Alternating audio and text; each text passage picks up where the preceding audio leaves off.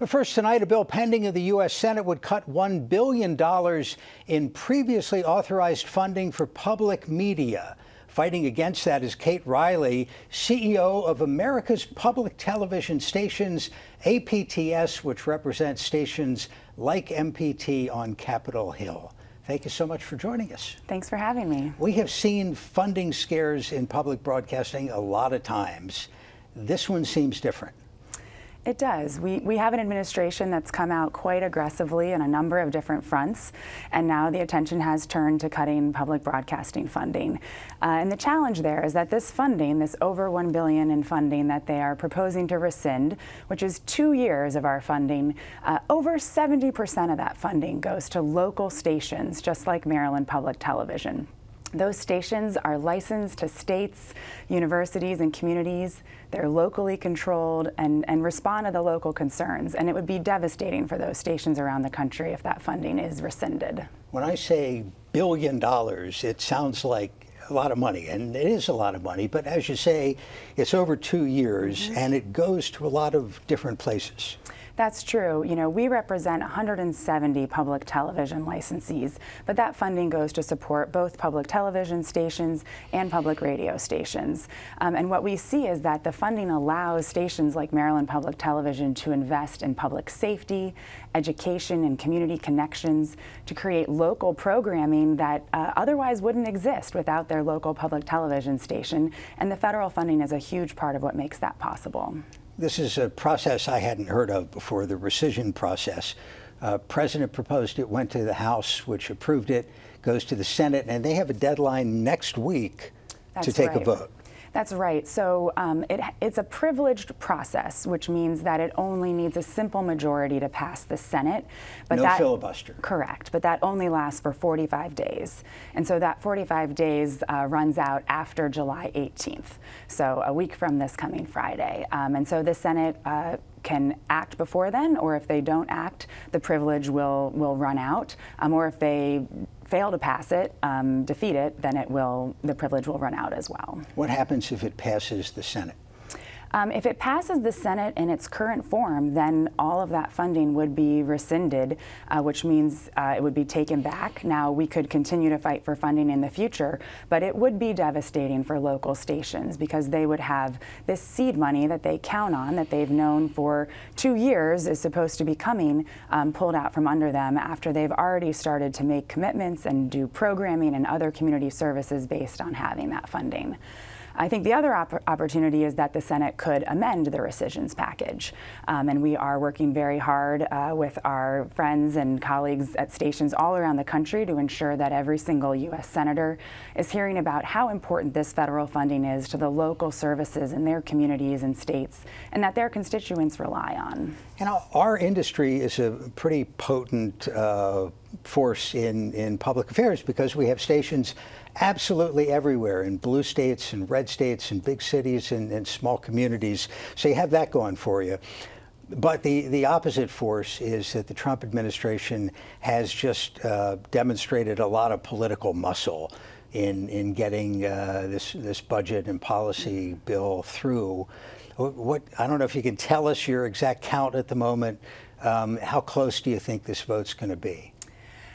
You know, I think that we will see a healthy discussion in the Senate. A number of senators have raised concerns about the rescissions package, both about the public broadcasting funding that would be rescinded, but also about other parts of it. So I believe that's why they are working right now to think about what version of the package would have enough votes to pass the Senate. You know, we've had at the Senate Appropriations Committee hearing on the rescissions package, 4 Republican senators spoke out expressing concerns about the public broadcasting funding cuts that are proposed. So we're continuing to work with all senators to really make sure that it's very clear the services that we provide through the local stations in public safety. That's emergency alerts and warnings throughout areas. In many parts of the country, the public television station is the only broadcaster in more rural areas, making their service critically important for emergency alert and warning. White House statement on the rescission proposal focuses on news and public affairs. They say NPR and PBS have fueled partisanship and left-wing propaganda with taxpayer dollars, which is highly inappropriate and an improper use of taxpayer money. What do you say when a member of Congress, you're sitting down with a member of Congress and they complain about media bias in public broadcasting? Well, we always want to hear both praise and complaints to make sure that we can wake up every day and do the best job that we possibly can and continue to improve on the service that's being provided. The 170 public television stations around the country are committed to providing balanced content that really showcases the range of views in their community and in the country, and really tries to bring people to a better understanding of the views in their community and how they can connect and think about their shared goals and how to get there. But I think one other really important thing that is being lost a little bit in this discussion is that none of the federal funding that has been appropriated is required to go to NPR or PBS. But 70% of it does go to local stations. And that is the funding that we need to ensure is protected and to make sure that these local stations can make decisions about how they can best serve their community in conversation with their community, getting that feedback and being responsive. And I also want to take a note that there's so much programming that is incredibly valuable that also isn't being discussed, particularly on the children's educational front. You know, public opinion polls show that 88% of Americans think that PBS Kids programming has value and is a safe and trusted place for their kids to be. And that programming is made available for free to 97% of Americans that receive an over-the-air signal through their local public television station. When they take a poll of trusted media organizations, for some reason the Weather Channel comes out. Who's wrong more often than the Weather Channel? But number 2 or number 3 is PBS. Trusted brand. NPR, frankly, is a little bit lower down the list. Do you ever wish you could sort of separate out the conversation? You know, we have a number of television stations that are joint licensees, or they also operate radio stations. And, you know, what we want to focus on most is the fact that these local stations are able to control their programming, control the different content that they create, that really, if they weren't there, no one else in the media landscape would be creating. We've really seen quite a bit of consolidation in the media landscape, and having these truly locally controlled media entities is so important in communities, particularly smaller communities throughout the country. People may have heard of the Corporation for Public Broadcasting. Where does that fit in? Sure. So the Corporation for Public Broadcasting receives the federal funding, and then all of it goes to CPB. Right. And then based on a formula that has set up in statute through the Public Broadcasting Act, the Corporation for Public Broadcasting distributes that funding through the system. And that's where it says in law that 70%, more than 70% of the funding that goes to CPB goes to local stations. And then there's some additional funding that stays at CPB for system support, things like cybersecurity and interconnection for all the stations, that there is a music licensing, things that there's a great economy of scale and efficiency for CPB to do on behalf of all of the stations. The Gallup poll has been asking people about trust in the media overall, not a particular media outlet, but do you trust the media, for 50 years.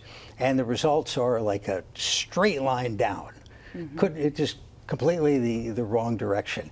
In the environment that we have today, with a really fragmented, polarized media landscape, does that work for your case or against it maybe? I think in reality it works for us because there is a need for this trusted local organization to continue in these communities. What we have found is that there is a strong positive response to the local public television stations and to PBS as a whole as well. For the 22nd year in a row, public television was ranked the second most trusted institution in the country, behind only national defense. And that's something that we take very seriously. You have been with APTS for a while as the CEO for just a year, but in these conversations and these previous near-death experiences for public broadcasting. What do you take away from those? What lessons have been learned? What we've learned over the years, and I've been at APTS for 15 years and CEO since October, is that the more people know and understand about what their local public television station is doing in their community, the more likely they are to be supportive. When members of Congress hear how public television stations help support the emergency alert system, the wireless emergency alerts that go to people's phones, there's a recognition that there is a real public service mission at play here, and that it is worthy of supporting. Maryland's 2 U.S. senators, I imagine, are no votes on the rescission proposal, but we have people watching us in nearby states, Delaware, Virginia, West Virginia, Pennsylvania. Anybody in particular that you would like to have call their U.S. senator? Well, we would love every U.S. senator to hear from their constituents about whether you support public television. You know, we don't take anyone for granted, and we think in a closely divided Congress like this, it is important for all Americans to stand up and tell Congress about what issues they care about and what they want to see continue. And this type of investment, which really amounts to $1.60 per year per American. So a pretty limited investment, pays huge dividends and provides great returns to communities all around the country, especially those in the more rural areas where there are fewer broadcasters and fewer media platforms available. Yeah, I think I pointed out that NPR maybe polls a little bit lower than PBS, but it's a thing, notoriously when people are asked about Congress, people are pretty negative on Congress, but they tend to like their local member of Congress. Mm-hmm. Maybe it's the same way in public media. I mean, I happen to know everybody who's on the air or reports for the local NPR station, and they're mm-hmm. terrific, down-the-middle, experienced journalists. But there's this perception, it's like a wedge issue in politics, where among conservatives or Republicans, they want to see it defunded, strongly want to see it defunded. You know, we have heard that from some senators before who will say, I love my local station, but I'm really concerned about, you know, PBS or NPR. And we really take that opportunity to help everyone understand that this funding does go to your local station almost entirely, the substantial majority. And what we would like to do is ensure that those services that are locally important and that local communities depend on can continue. And without the federal funding, service in the more rural parts of our country is severely endangered. We have over 30 public television stations across the country that rely on federal funding for more than 30% of their budget, and those stations are at risk. Kate Riley is the CEO of America's Public Television Stations. Thank you for the visit. We appreciate it.